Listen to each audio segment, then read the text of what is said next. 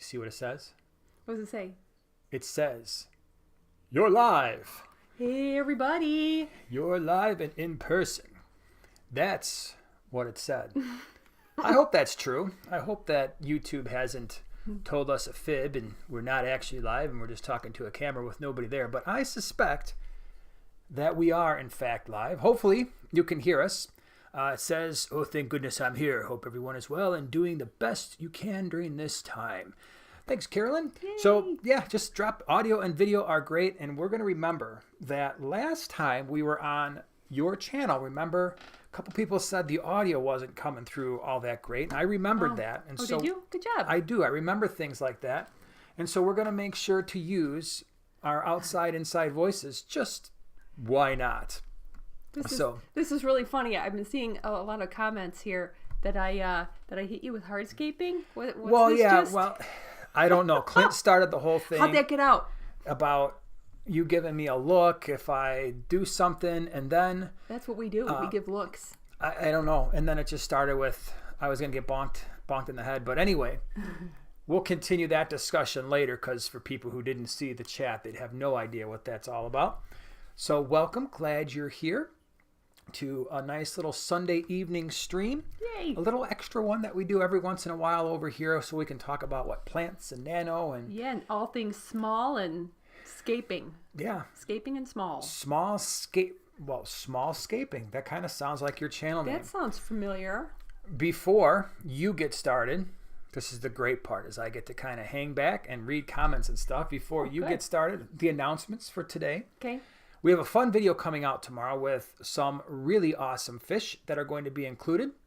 And so hopefully you will enjoy that on Primetime Aquatics, that is. And then Wednesday on Primetime Aquatics, we have the live stream. And so hopefully we'll see you Wednesday at, it's 8 p.m. Central Standard Time, whatever time that is for you. And then also Wednesday, you have your video coming out on the small scape. And that I think is going to be pretty awesome. So we've got those things coming up.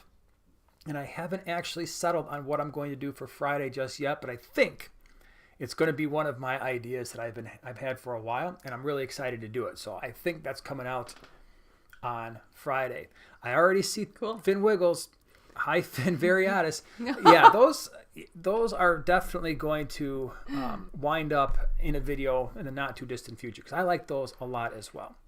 So what are we doing today? All right, we're talking about breaking some rules because the older I get, the more I like to break the rules. Now, when you say you're going to break the rules, does that mean that we're going to have fish in peril? Oh, no. Okay. This goes with the assumption that everybody will be a responsible fish keeper and think of their fish's needs before you start out and with your scaping. So does that mean if you've got shrimp, you don't need to worry about it? Yeah. Fish humor. Little invertebrate humor for you, for those of you who, need a little of that. So, all right. So what are some of the things, what do we got going on? Because I actually don't know. He really has no idea what I'm going to say. So whenever that happens, he gets a little nervous. So if I just you showed see up. any fear, then he's like, ooh, what you going to say? All right. I've basically got it down to 5 points that I'd like to cover because this is actually going to segue into a lot of my videos coming up, and it'll address past videos. So for the first point that I'd like to say that I like to break rules, and you may also, is when you want to do what I call a real scape, like a legit scape. And sometimes people will refer to people who don't do, there's certain rules with that, like the golden ratio. You have to make it. What is the golden ratio? That's like the rule of thirds. It's an aesthetically pleasing mix of how you set up your hardscaping so that it is pleasing to the eye and it's correct in its proportions. Now, I look at that as not really like a critique, but as something that you can use if you set up a scape and maybe you don't like it and you don't know why. Then you can kind of look at that ratio. You can look at it separately. A lot of the high-end scapers like the Cinescaper and the Green Aqua, they specifically stay with that golden ratio. I don't. Use the silver ratio? I used the small scape ratio. I like it, it's staying. If I don't like it, I'm going to tweak it. I'm going to fix it. My ratio just so you know, in case you need expert tips, is one blob of rocks, It's a pile of rocks, that's right in how the center of the tank. Yeah, that's how you scape it. That's traditionally how I've done things, That's and thus the only reason way. why I don't. That's why I don't get to scape my own takes anymore, because everybody's like, you didn't use any kind of ratio on that one, did you? No, I just basically piled them up in the center and figured it looked like a little mini volcano. Yeah, So but it's okay. all right, Those so can be cool too. your number one thing is your goal and ratio is. I think you can use it as a tool, but I don't think it should be the only tool that you use. Also, the old real plants versus plastic plants. A lot of people prefer one, not the other. I think both of them can work very well, and you may have certain fish that you really have to use the plastic plants, or maybe you don't have the time, maybe you haven't started with real plants. You know what? Plastic plants can be fun. When we did the abomination video on Primetime, that was fun. Yeah. I went out and I got myself some glowing accessories, and let me tell you, that that's was a right. real departure from a natural scape, but it was kind of fun. Yeah, that was the whole glow betta thing that you did. Yeah. Not a big fan of the glow bettas a whole lot, but the actual playing with colorful plastic plants, that can be fun. And if you like that kind of thing, I say go for it. Why not? And you know what? We've used that a couple times, not just in the smaller tanks, but even in like the 55 gallon with the Geophagus, we use plastic plants that are in the sand and then floating real plants, because the Geophagus like to dig, and so that can be a problem.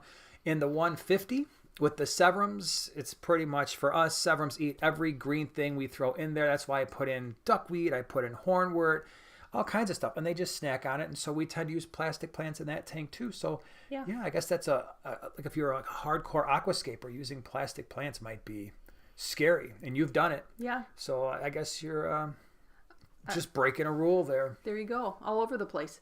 Now, the other thing with a scape is some people really like to stay with a correct biotope. I think it's really fun with the nano tanks. When you get to a very small tank, you can play around. And you know that we break this rule literally all the time, because you like plants in a lot of your biotopes. I do. Even if you want to have a Lake Tanganyika setup, you're like, and add some plants. And I say, I thought we were going to do a biotope. And you say, yeah, but I want some plants. So that, again, is a rule that you can look at, reference. If you want to stay true to the biotope, that's great. If you want to do a biotope but then cheat and add something to take something away, I say go for it. As long as you like it, do it. So would you say that I, in fact, am the rule breaker in that case? You can't take credit for rule breaking when I push the rule breaking onto you. That's true. I just okayed. You signed off on that one. All right, good. Well, thank goodness for that, because if you hadn't done that, I just would feel horrible about myself and the whole situation. And Sure. So we did that in the 55 gallon in Boona tank, where I wanted rocks in there, but I also wanted a cool piece of wood, and so we put some wood in the African cichlid in Boona tank. We did that with the Cyprichromis, the jumbo Cyprichromis tank, where I added some wood there, and since have added some hornwort, and that was a rule-breaking extravaganza. So yeah, we went real crazy. And by the way, as you're looking at your next rule that you like to break, sometimes people will ask, and we got some questions about, hey, if you add driftwood to a cichlid, especially an African cichlid tank, that's going to be bad because it could potentially lower your pH. Now, I did a video about that on Primetime Aquatics, where we talked about that. Our water got such a high KH, which means it's really, really well buffered at between 8 and 8.2, that we can put in a massive piece of driftwood. In fact, we've done that in some of our tanks, huge piece of driftwood, and it did absolutely nothing to the pH. So definitely it's not a biotope, but if I thought that the pH was going to be, if it was going to go down as a result of that, I wouldn't do it, because the African cichlids that we keep obviously like that pH at an 8 to an 8.2. I wouldn't want to bring that down to, a 7 or a low 7, low 7s. If your water is not well buffered and you put that driftwood in, there's a higher likelihood that it is going to have an impact on your environment. Well, thank you for that. I just wanted to share that. Thank you. All right. Okay. For point number 2, I would like to say scale. Scale is very important when you are, especially when you shrink a tank and you're talking about a very small tank. You can upset certain people if you break that scale rule, which, for example, if you have a 3 or a 5 gallon tank and you choose to use gravel instead of sand. That's why I typically like to use sand. It's very small and fine, and it's a nice scale. However, there was one tank that I just wanted to use the nicely earth-toned gravel. Yeah. In the bookshelf tank. Right. That's what I wanted to use. Was the scale right? Not really, but I wanted the certain color, a certain feel for our little guppies, and that's what I did. And I would say the same thing too in the what we call the 20-gallon brown tank. In part one of the fish room tour, we have the Tiger Limia in the 20 gallons, just a standard 20, and you used a really large piece of driftwood. That driftwood would probably, the size of it would probably be more appropriate for maybe even a 40-gallon breeder. But what I like about it is it's almost like a snapshot of an ecosystem where a large piece of a fallen tree would be in a little aquatic environment, and that's what you're getting in that nook. tank. Yeah, a little cozy nook. It's a snapshot of a nook. Yes. I like it. Yeah. And the other thing would be like the size of rocks. So in one of the betta tanks, Fireball's tank, it was my 3 and 3. My 3 rocks, it's a simple template to use. 3 rocks, 3 plants. Same Anubias, 3 big rocks. A lot of people would say, hey, the scale's all off. You can't use big rocks in a small tank. Well, yeah, I did, and I'm going to. And it was a very simple thing to do. And it's just a look that I was going for. Simple. And some people may like it, some people may not. But it's just yet another rule. I say, throw it out. Now, this is interesting because in that tank, if one were to look at it, the 3 plant, 3 rocks, that's a pile of rocks in the center of the tank. No, it's not a pile. They're actually next to each other. So no, they're not piled on top of each other. So nice try. It's pretty close to a mound of rocks in the center of a tank. The only time that I could see actually me taking like piles of rocks in a Scape that I so choose is my little 0.25 gallon tank with little tiny piles of rocks. That would be cute. That but would other be than some that, huge probably rocks. not. Yeah, probably not. Okay, number 3. This is people may be like, Rule that I like to break is I don't put any fish in my tanks. Sometimes I want to do, I know, right? Then it can't be, it's not an aquarium. Well, it could be an aquarium. It could be a smaller tank. It could be a 1 gallon. There's some really cute little, very seamless, what do they call them? Seamless, rimless tanks that are really, they just look like little tiny tanks. And I think they're adorable. I think they're a little too small for a betta, for other fish. But I still want it. And I still want to make a little aquascape. So I say, I'm just not going to put any fish in there. And it becomes a water garden. I am, if you've seen a lot of my videos, especially older ones on Primetime, I love water gardens. And I think they're very underutilized. So there's more coming. So some of these tanks are large enough to put fish. So you could put fish if you wanted to. Add an air stone for some shrimp. Yeah. Like Shrimp Island. Right. But I could have done the same exact scape and not put any shrimp in. And it would have been island. It's a rock island. Moss Island. Yeah. Moss Deserted island. Yeah. There you go. That's good. I like it. That's going to be a video. Deserted island. You heard it here first.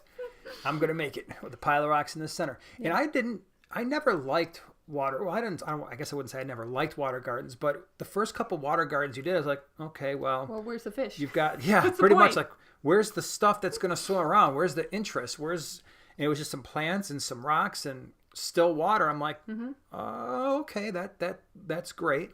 But the more you've done them and the more that you've shown that you have a lot of freedom when you do a water garden, because there's a lot of things you can do with that environment that may not necessarily be conducive for fish, right? Whether that's size, the what you're putting in the tank, where you're putting the tank, the tank. You can put it by a window, you can put it by a draft, by a heat duct. You know, as long as if your water's, oh no. Here's the rule we break: we put our water gardens by a draft. Yeah! We did it. And then we stuck it by a heat vent, and everything was fine. We broke that rule real good.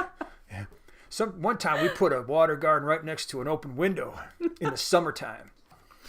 That's great. It was crazy. It's fun. Yeah. And then, of course, you can practice with plants. A lot of people have not started out with real plants. Well, guess what? You have even less to worry about if you don't even have any fish in there. right? That's true. You take a jar, a bowl, and all sorts of different containers out there these days. You put a plant in there, and there you go. You have a pet plant. And possibly a little bit of fertilizer depending on the system, right? And Yeah, the depending. size. I don't typically, with a lot of my water gardens, it's on a windowsill. I know it gets a small amount of light, so I don't actually need the ferts. That would probably maybe give me some algae. But yes, you could just give a little bit of fertilizer and yeah. Little drop. Little drop. Yep. Mm-hmm. All right, number 4. And these are... Is this 4 out of 5? I think these might get weirder and weirder, but that's me. Boy. I don't know. I leaving. don't know. I'm Some people may understand, some people may not. And there are good examples of these out there, which you all may be like, oh yeah, I remember that guy did this one. Okay, number 4.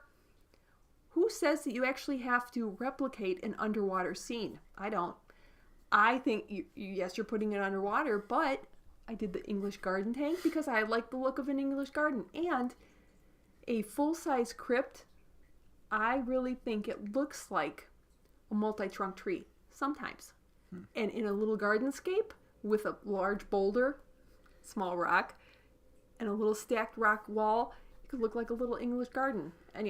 Anybody who loves miniatures would love to replicate a little vignette.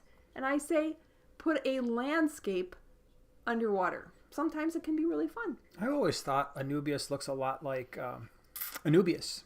Yeah, underwater in the That's Anubias. the small mind that you have I know. with your large tanks. That's... I may have a small mind, but my tanks are mighty. You heard it here. Yep. Mm-hmm. I've got... What? Go ahead. I'm Go sorry. ahead. No, go ahead. I just... You want to add broke another crack on there? I just broke my train of thought. It was easy. It happened. We're not going to talk about it anymore. All Okay. right. Oh, and the other thing with incorporating a not underwater scene, which would be great, would be that you can include what I call garden trends. If any of you are gardeners, which I do believe a lot of gardeners also keep fish, you can incorporate garden trends, which you will see coming up here pretty soon. Anyways, Garden trends, huh? Yeah. So you're going to put like little tractor in there, maybe a that's little not a farmer trend. guy, No, I mean like some making diesel your own, fuel. Growing your own food is a trend, so... How about one of those things, like when you drive down the highway and you see that big sprinkler thing that's just coming down? You going to put that in there too? No. Only it can shoot out bubbles instead of water. That would be cute. See? That I'm would always be cute. thinking. That's So nice. let me tell you about my trends that I'm going to work on. Farm trends That was in it. the tank. Wow. I'm going to put the little bubbler guy that looks like water. It's going to be reverse. Okay. Yeah. All right. So Wow. for the for the last trend that I like to break is, and I think that this one might help people who don't keep fish. It might reel them into the hobby. I have a hunch that a lot of people don't keep aquariums because they don't go with their decor. I was going to say, well, because they don't like them. Well, they could also not want to keep fish. That's fine. Whatever. But say you have a specific decor and you're looking at the typical aquarium and saying, I don't know. I don't see that going with my decor. I think there is so much untapped potential there. You can get some pretty crazy tanks, some of which you will see here because I will be bringing them. So gives people different options to have any tank fit in with any decor. While you were saying this, I just imagined somebody who's got like plaid everywhere, plaid furniture, plaid wallpaper. And it's like, I'm going to make my tank plaid as well. Heck yeah. And you could put platies in the plaid tank. Yes. This is my... Yeah. You could do a planted plaid tank.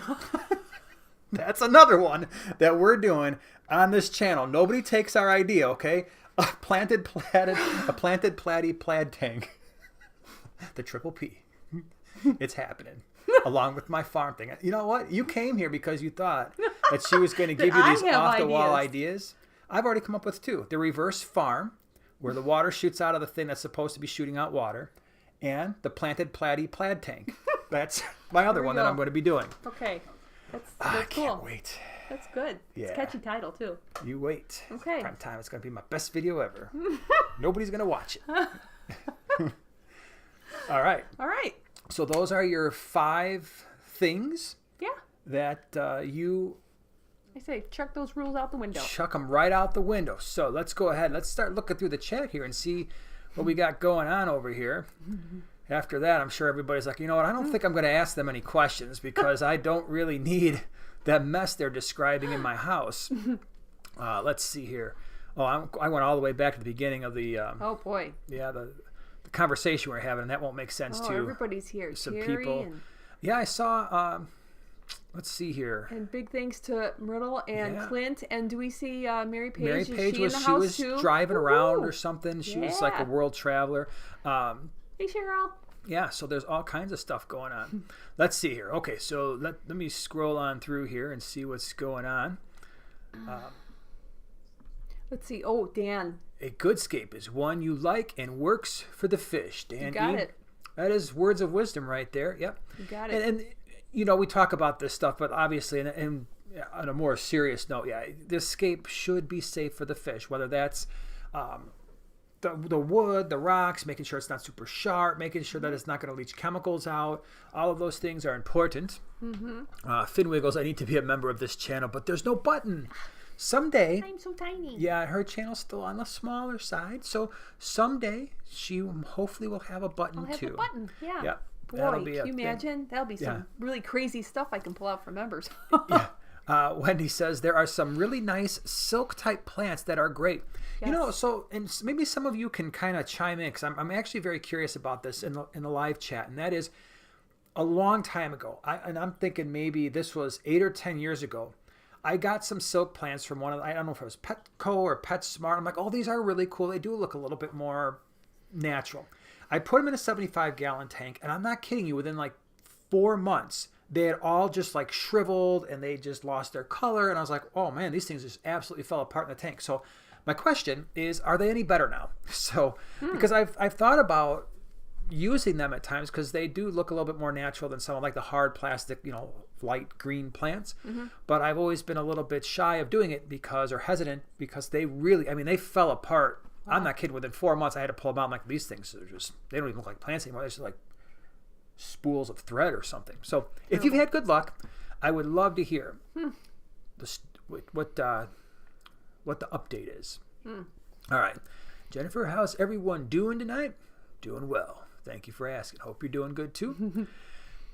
Carolyn says, my biotope is a mishmash. I have spent countless days and weeks trying out new plants and killing some. That happens. Yeah. And the gardeners in the world will usually say you got to kill a plant 3 times before you can kind of master it. Yeah. Well, that's true for me. Killed a lot of plants, huh? Yeah, me and sunbeanies. I love sunbeanies, but they don't like me. and Sometimes the biotopes, or not the biotopes, but just any planted tank, whether it's a biotope or not, sometimes that mishmash look is what nature really does, right? So, and again, you see awesome scapes, and I've shown a number of them when we've done aquatic experience videos or aquashella, and these award-winning scapes that more or less look nothing like what you would ever find in nature. That doesn't mean they're not completely 100% totally awesome, but look at nature, right? When you start seeing underwater videos, so one of the cool things is like when we go to the GCCA, Greater Chicago Cichlid Association, or the Greenwater Aquarius Society, and we have people who have traveled all over the place, and they come in and share their travel experiences. A lot of times they'll take underwater footage, and for a lot of people, I don't think they would appreciate the biotope that's actually out in nature in an actual fish tank, because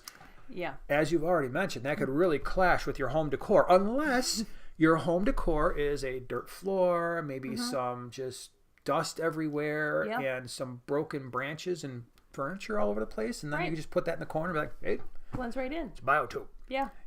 All right, let's see here. Noelle says, happy to be here for sure. Means I can procrastinate feeding the 3 teenage boys dinner. A good one. Yeah, we know how that is because we got 2 of them downstairs who are probably going to be crying about dinner here pretty soon too. That's a lot. It's a lot of food. When they say you're going to be buying a lot of food and going to the store a lot, they are not kidding. They're like eating machines. They sure are. Ruben's got a nice little comment here. I've never used rocks to scape. It's something I want to try out, and I think it would be fun. I want to upgrade my tank from a 20-gallon long to a bow front planted with Nano fish. Ooh, fun stuff. So do you have any suggestions if you've like good rocks for beginners, or in terms of whether it's shape, consistency, I don't know. What are your faves? Well, I do like the Seiryu stone. It looks kind of intimidating when I first started using, because a lot of the high-end scapes utilize it. However, I think it's quite easy to come up with a scape. It's not like the banded dolomite. It's a great looking rock, but we are not friends. It's very... So banded dolomite, for those of you who don't know, it's, as the name might imply, it's got stripes, right? Is that the white and kind of the orange rock? Yep. So that would be an example of that would be in our Juliet Chromis or Nodus tank. The best place to see that would be in the Fish Room Tour Part 1 of Primetime Aquatics from January of 2020. Not this last one, but like a year ago. And you'd see that. It's awesome looking rock. But yeah. See, now for me, when you have a big stack of rocks in the center, it doesn't matter which direction those stripes are going because it's just one big happy mess. True. Well, I like triangular shaped rocks myself. If I take them and I'm looking at them at a store, I usually take them out, line them up, and see if they actually look good in a certain way. Then I know that they'll, Okay. Well, good. That's awesome. Mm-hmm. Dan E says, everyone hit the like video. Everyone let's like the video. Everyone hit the like video. Yeah, smash the like button. Kick it in the head. That's what we do here. That's too funny. I never actually do that in videos. I'm in trouble. All my tanks have gravel. I don't do sand. It bothers me. Oh, really? Yeah, Interesting. I think it took me a number of years before I got into sand. Like it's, it's not that sometimes people think it's kind of like this progression where, I start out with gravel and then I progressed into sand. That's not really true. If you like gravel, there's lots. We did a whole video on gravel versus sand and different types of substrate, and each have their advantages and disadvantages. So there's absolutely nothing wrong with gravel, and it's easy sometimes to maintain. Plants we've found, at least the beginner plants, the plants that we generally use in our tanks, there's no difference in terms of plant growth that I have noticed. Right. So Jonathan Ho, gravel, I only use Eco Complete. Oh yeah, a lot of people really like that in the stratum, and it's the first time that I used that fluval stratum in the last tank that I just did for my farm, and it's very interesting to use. It's so light. Yeah. It's very interesting. I mean, I liked it more than I thought I would. I'm very curious how the plants do. But yeah, everybody seems to like their fallback. Like Clint and I were part of the black sand gang. Yeah. We like the black sand. It's just a great look. It's a great fallback. It's like one of my best friends. Why don't I get to be in that gang? I don't know what your favorite is. You tend to like the earth tones. Yeah, well, I go back and forth. Yeah. I'm very trendy that way. Dan E said, what do you think of artificial driftwood like what you can get at PetSmart Petco? I have some big and small I've used in so many tanks over the years. Well, there's some nice looking pieces. I can say that I have walked past there and I'll just be like, I'll be like, whoa, that's kind of cool. They have some nice looking pieces. Yeah.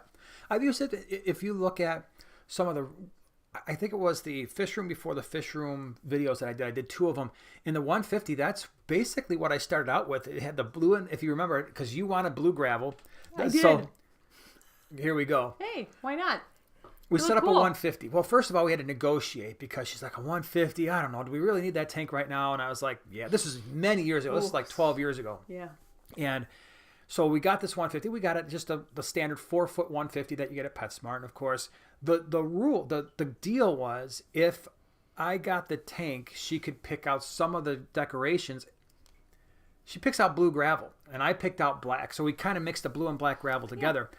But anyway, if you were to look at that video, I used the kind of like the grayish, remember like the gray rock looking structures, and then I had like a piece of fake driftwood in the center. I liked it. And the nice thing is you can use those things for a number of years, and then for us, we can bring them, like if we just don't want them anymore, we bring them to like the swaps and the auctions, and people buy them because they're really good for cichlids in some cases. We had a lot of fish that used to love to hang out in the cave areas in those big fake rock structures.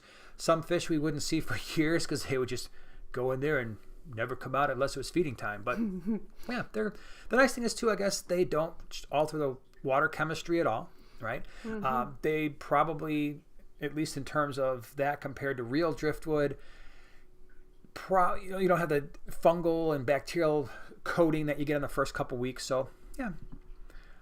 Jonathan says, I'm a rock pile person. See? Boom. See, we've got our own club. Yeah. Now we have our own club. The rock pile people. That's what we are. The rock pile people. Okay. That's a cool sounding club. Sure it is. Let's see here. Finn Wiggles. I'm going to shift my 8 WCMMs White Cloud Mountain Minnows into my 20-gallon Nano Cube. Ooh. What would be some plants that would help them get romantic? Let's see here.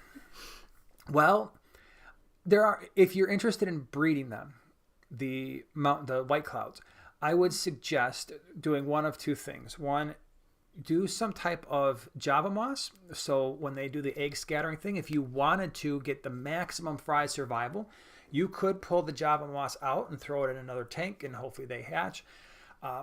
If you are trying to see if they will, you said 20 gallons, so that might be a little tough to get them to breed and have a lot of fry just without removing the fry, or removing the eggs, I should say.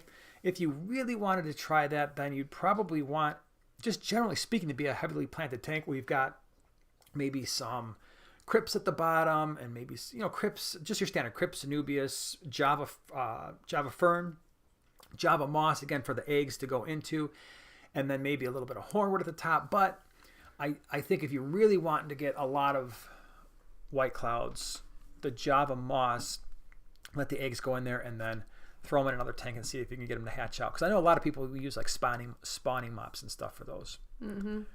All right. Joanna said, put a snail in, then call it an aquarium. That's right. Actually, that's right. You did that, right? I did. Well, technically, I think, didn't I do that on one of yours? I think you had a water garden, and it was just kind of chilling out there. And I'm like, oh, by the way, I chucked a large ram's horn snail in there. I can see you and doing it's there. that. It lived in there. I mean, I think it's still, is that thing still up in your area? Yeah, it's still there. So just chilling out, doing whatever it is ram's horn snails do. It is his land. And he likes his land. Jennifer says, super excited. Just got a 29-gallon to set up and 3 tiny baby angelfish watching for Scape ideas, even if it's not technically nano. Quite all right. So what do you think for a 29-gallon? Oh, wow. Baby angelfish. Oh, gosh. Isn't that a Sheryl Crow song? I just got that song stuck in my head. Baby Angels or something? I don't know. It's been a long time. It's been 30 years. Don't give me that look. I have absolutely no recollection of the song that you're Well, somebody does. Now it's going to be stuck in their head. So 29-gallon with Baby Angels. Scaping ideas. What? Well, I kind of like the look of spiderwood kind of coming out. Maybe a lot of Java moss or not Java, Java fern, really tall plants, jungle vale. That's fun. And then, kind of with the angelfish, a lot of tall plants in the back, and then going to very small plants in the front. But I like to see the angelfish going kind of in and out, like the spider wood, some sort of driftwood. Give them a lot of different area to swim around. Yep. I don't know. What do you think? I don't know. Just don't make the mistake that I made and put an Amazon sword in a 29-gallon and then have it fill up half your tank. So that's the 29-gallon. I think we showed it on one of your videos when you were talking about, the PetSmart video. I showed that 29-gallon. And it actually, in that video, it is taking up half the tank, but it's not as tall as it normally gets. Like it died back a little bit. Usually it literally takes up half a 29-gallon, almost from gravel to the top. Yeah, it's ginormous. So you might want to just consider that. But yeah, I like the Jungle Val idea for sure. All right, let's see here. What else do we have? Moving on down. The fish box. I like water. I can never keep my hands out of the tank. It happens. Yeah. You're a fish keeper. Wet hands are part of the deal. All right, what else we got here? Oh, Jonathan says water gardening can turn into paludarium. Yes, it will, and that's coming too, because that's a natural progression. If you like gardening and you like aquariums and you like water gardens, then you do half and half, and you got yourself a paludarium. Yep, that's very true. Looking stuff. forward to it. Let's see here. Dreamweaver Aquatics. Hello, everyone. Hello. Glad you're here. Thanks for being here. Rock wall is such a great idea. Somebody had the idea of a rock wall. Oh yeah. I love rock walls. Yeah, I am going to be doing more of those, and so we have the one I built, which I still have to do that video. I know I need to wait for it to get warmer, because when you're painting cement, I'm not going to do that in the house, and I really don't want to do it in the garage. So I think hopefully we get some warm days in March, at least so warm enough where I can paint the back of one of those things. Yeah. And the big thing for the DIY rock walls is you got to basically allow that stuff to leach out, which takes a little bit of time. But we've got a number of them. We did 3 or 4. I think we've got 4 up right now from Universal Rocks, and I like them. We're not sponsored by them or anything like that. I like the way they look. They're reasonably priced. There's another company now, it's off the top of my head, I can't remember what was the other one that sells the 3D backgrounds, and now I can't remember who it is, but they're definitely more expensive, and so I haven't gone that route just yet. But we've got one more rock wall that we still have to install, which is coming up pretty soon. But what's nice about them is they add so much dimension to a tank, especially like you see those really cool ones. You got like the cichlids in the background, or the South American biotopes with the brown stone type stuff. Yeah. Yeah. And I know you said you didn't like them at first, right? No, it took me a while to kind of get used to them, because I'm used to a black background that just kind of fades away. But yeah, I'm starting to warm up to them. Yeah. Yeah. All right, let's see here. Finwiggles. I love your anything goes approach. That's why I'm here. You're a renegade. That's right. You are a renegade too then. Yep. Yeah. Aquascaping renegade. That's another video. Just keep knocking them out here. Oh, Lumpy Dog's here. Hello, Lumpy Dog. What's up? Let's see here. Rachel L. Oh no, his train of thought got derailed. Yeah, and then it takes a while, because that thought just starts bouncing around in all this empty space, and eventually it just goes shooting out, and then you don't know what's going to come out of my mouth after that. No. Just a string of half-empty thoughts. James Black, who would have thought that Anubias actually looked like Anubias? You learn something every day. I know, and you learned it from him. Here. That's why. Remember who you learned that from. I do my best to provide that kind of really difficult knowledge. Yeah. Let's see here. Underwater fairy gardens. Oh. What do you think about that? Oh yeah. Oh yeah. Absolutely. Well, when I did the shrimp, the pumpkin shrimp tank, that was on your channel that I set it up. But I did it. I painted the background to look like a sunset, and then I added little clay pumpkins because they're pumpkin shrimp, and I wanted kind of an autumn feel. But yes. That is a natural, especially since you can use polymer clay. Once you bake it, it becomes plastic, and you can use it in an aquarium, and it's even fish safe. I have done that before, and that's, I think, a natural progression to a lot of these ornaments that they sell are really cute.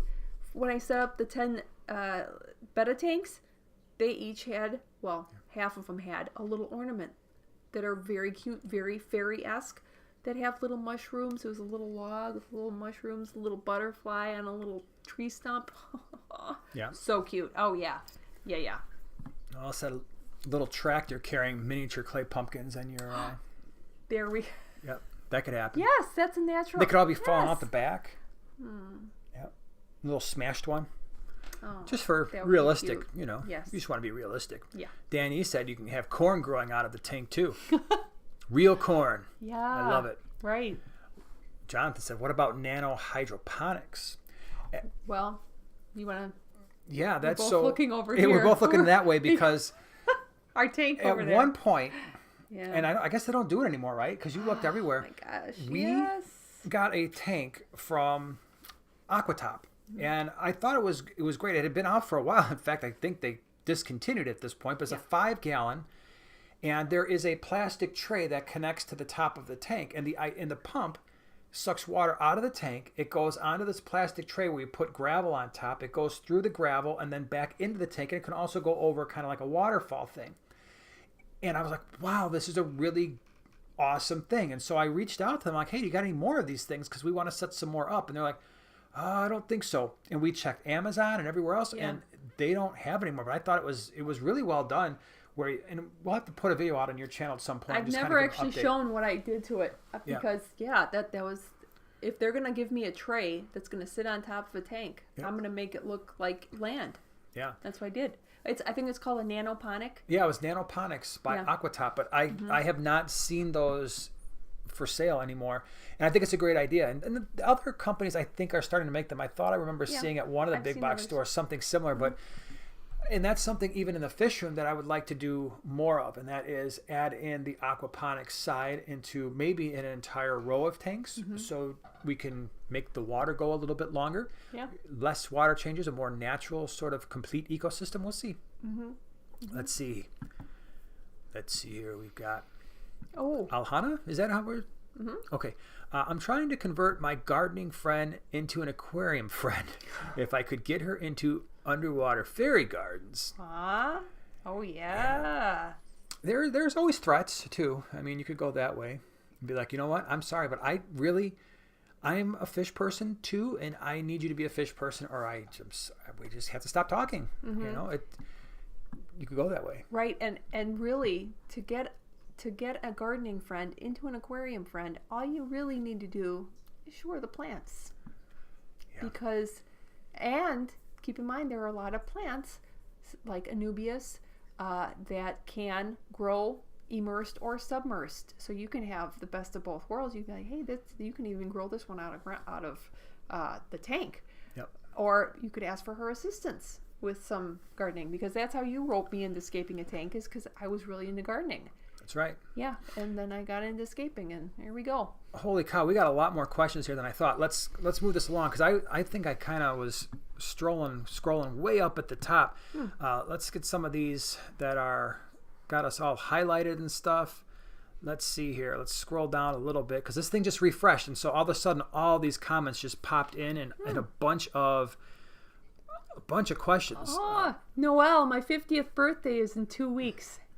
Trying to convince the hubby I need a Nano wall for my birthday. You do. Welcome to the club. Yep, you absolutely do. Yeah. All right, let's get down here and scroll down. Cadence Sundeep. Can I keep an Oscar in a 65-gallon for life? There would be lots of filtration and would get lots of water changes. I think you're probably... All right, so the 65-gallon... So there's two types of 65 gallons. There's two potential lengths. One is the 3-foot, like it's a 40-gallon breeder, just taller, in which case I would not do that, just because 3 foot of space for a fish that is going to get to be a foot and as big and active as an Oscar can be sometimes wouldn't be enough space. If it's a 4-foot tank, it's probably a little bit less than what I would do. And so I would definitely prefer a 6-foot. That's why when I built one of the 125s, it was strictly for 3 Oscars. But if I were keeping a single one, I just for me, I don't think I could go less than a 75. I think the 65, if it's a 4-foot tank, it's really pushing the lower limits. And it's not so much the water quality, because I'm sure you are going to do a great job with the water quality and the filtration and the water changes. It'll just be more of how large that fish gets and how much space it takes up.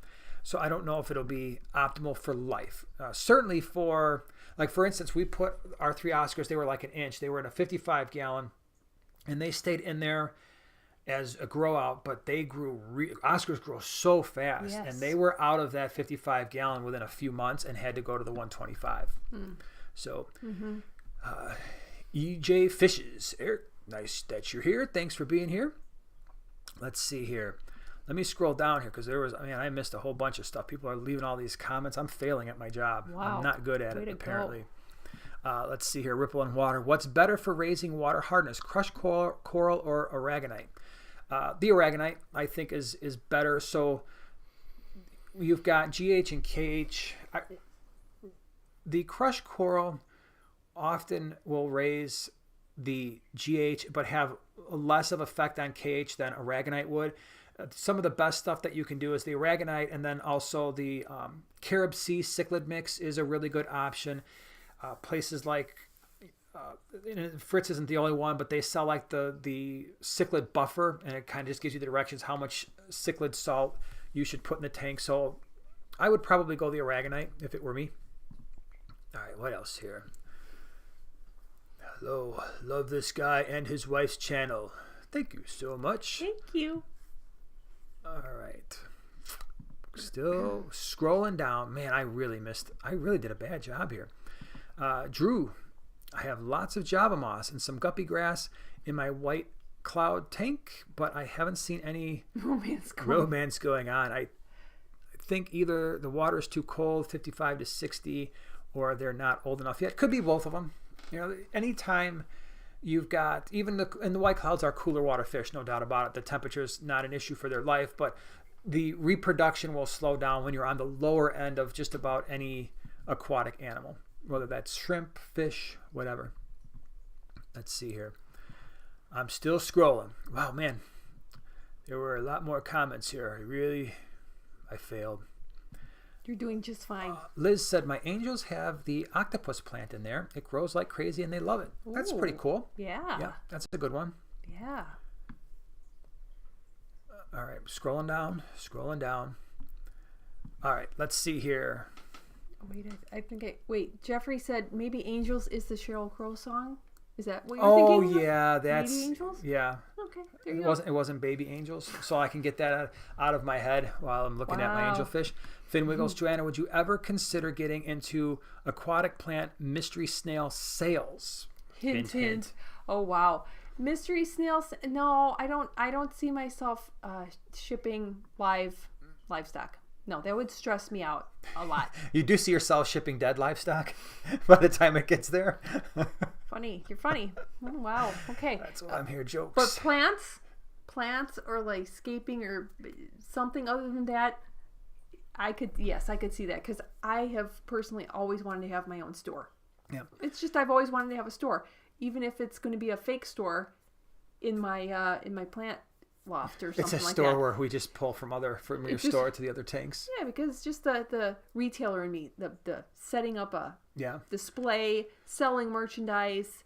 It's just really fun. But yeah, livestock, I don't think so. Yeah, and just generally speaking, we don't ship stuff. I mean, the only reason for that is because when things are up and running, we have we have a number of fish swaps and auctions in the area, and so between both of the bigger clubs, one of them runs at least 2 or 3 auctions a year and probably has at least 4 swaps. The other club runs 5 to 6 swaps a year, and so we can't even keep up inventories to bring to those things. And yeah, so it just gets more complicated if you have to ship stuff. And a lot of times what people want us to ship are the fish, like I've said before, that are really hard to ship and really sensitive to changes in water temperature and ammonia. And the last thing we would want to do is start sending out fish that we have no experience shipping them, so that's a problem. And then just right off the bat, like, hey, yeah, let's go ahead and ship some Cyprochroma leptosoma and some shell dwellers and see how it goes. Mm-hmm. So, but plants, yeah, maybe. Mm-hmm. But yeah, our merch is going to be expanding real soon. Yeah. On our website. It will be. Yeah. And the small scape, quite possibly to start off with, will be like a little subdivision in the Primetime website. Yeah. Yep. Yeah, it will. Yeah. Okay, let's see here. Dan, I like my blue painted background. It makes the black angels pop. Yeah, definitely. Backgrounds, they make a huge difference. And I think a lot of times, especially for new people, they underestimate just how big of an impact not only will it have on just the way the tank looks, but on the color of your fish and how they stand out. Now, some fish, if you put them on dark substrates in a background, they just kind of get all kind of muddied up.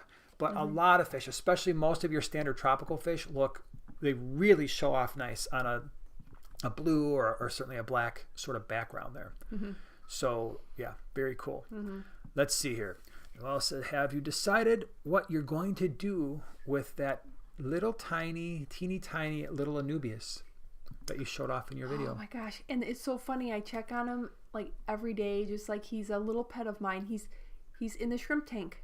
Tiny, my micro Anubias does really, really well. And when I did the video for propagating, I also the little pieces of the rhizome, they also hang out and they're doing great. But he's doing great. He's getting bigger, but I keep thinking of how big he was even before I shot the video, and he was like literally half the size of what he was when I showed him. Just like so tiny. Yep. So tiny. Oh, hey, Q Aquatics is here. Hey, Yep. Susie. Yep. How you doing? I have to do a Scape. I'm waiting to kind of closer to springtime. Susie was kind enough to send out my very first little goodies. 2 tiny, tiny little ponds. They're miniature ponds, and 3 little tiny pots. Cutest things I've ever seen. But I have to think of something really magical to create with those. Yeah, with those little tiny pots, I'd be like, man, what can breed in that? Oh, tiny little pleckos. Yeah. Oh my gosh. So wait, what did she say? I didn't see what she said. Oh, I burst out in laughter when I heard planted plaid tank.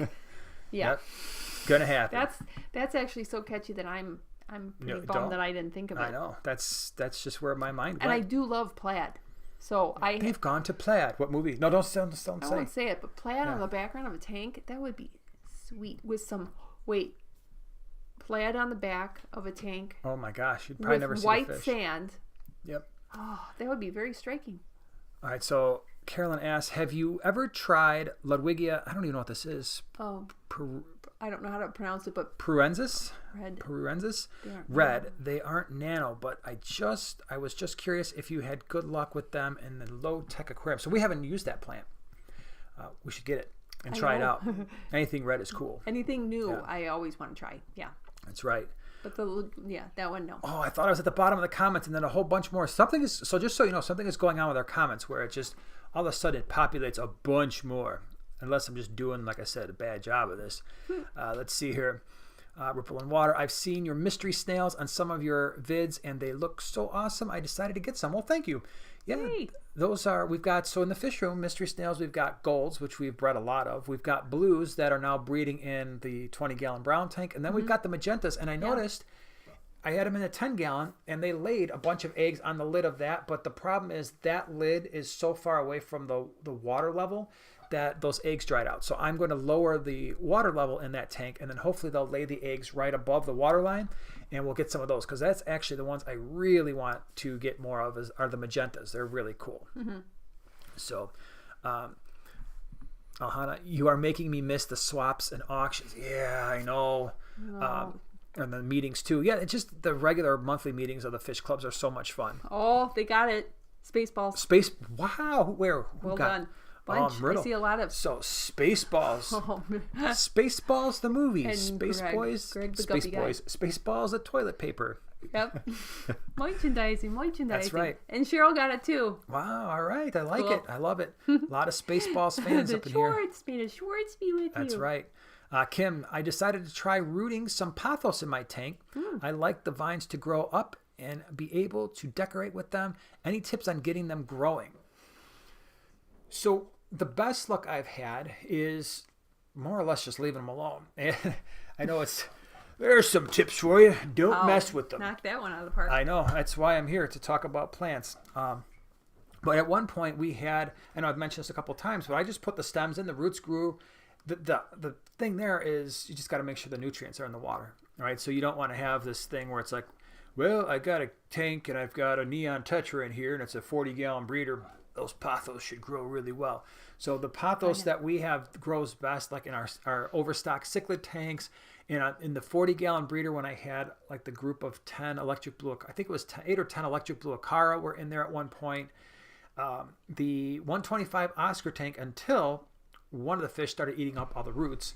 But yeah, those were the best. And then just, I guess, light, water, and space. And that's pretty much what I've done. Cool. Yeah.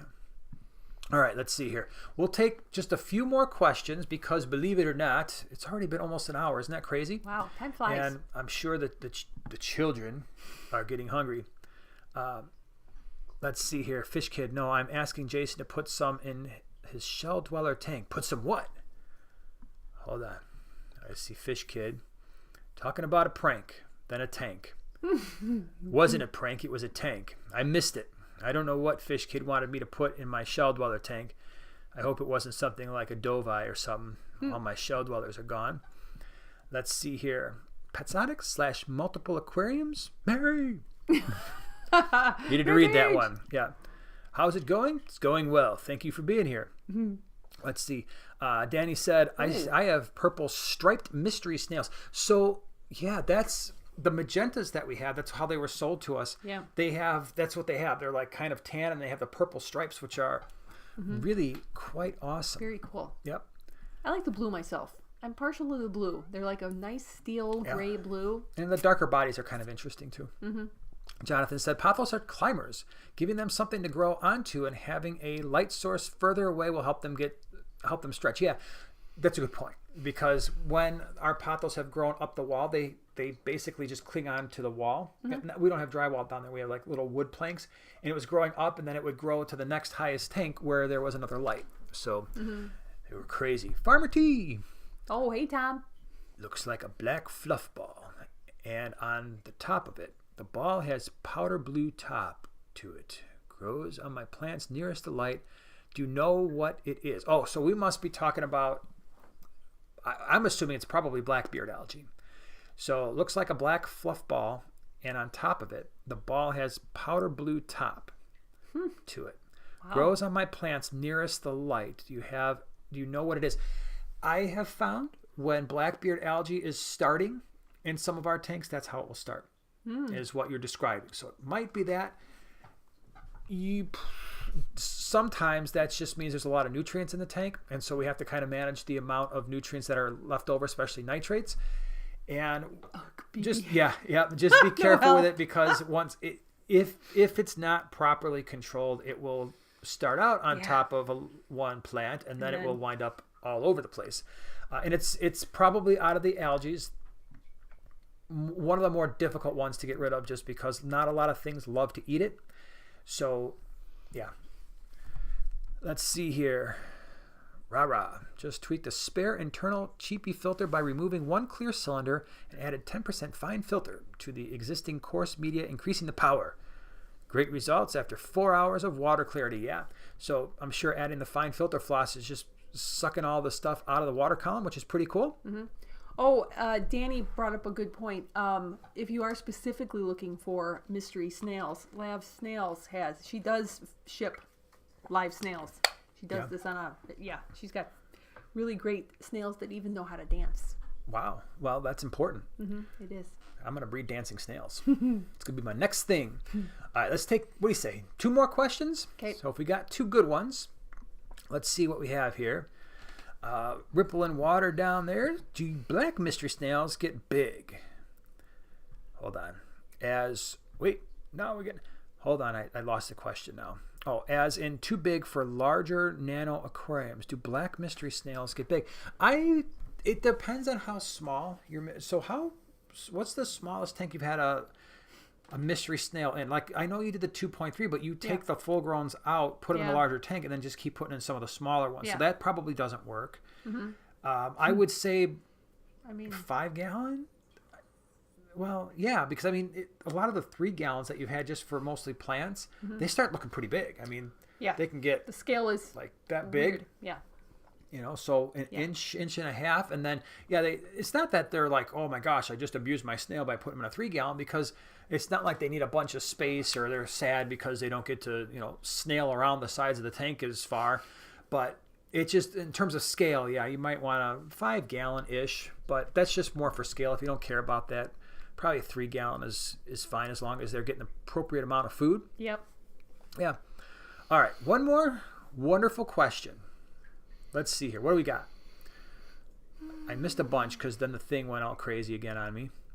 And Jesse says, good night, guys. Thanks for the live stream. I'm holding you 2 to the PPP tank. Can't wait. The PPP. Yeah, no, I got to do it. But it's going to be on the small Scape, because that's just where it belongs. Wait, you're afraid? Yeah. You're afraid to put on yours? Yeah. Danny said, I have some apple snails that get like 3+ inches, but they are not mystery snails. Yeah, Okay. and not plant friendly. Yeah, the apples, some of those big guys, Yeah. they get absolutely huge. All right, so I think now's a pretty good time we're going to call it a night here and let everybody get to dinner. And thanks for being here, because I know there's like football games going on and all kinds of stuff. And I hope you all have a really awesome week. And we will, like I said, we got a lot of stuff going on. We got the video tomorrow, which is going to be fun. A lot of different types of fish you're going to see. Wednesday on your channel, you got something interesting coming out. We got the live stream on Wednesday on Primetime Aquatics at 8 p.m. Central Standard Time. Hope to see you there. And yeah, we will we'll see you hopefully this week, and hope you have a great week. Yeah, happy almost Monday. Yep. Bye-bye. Bye.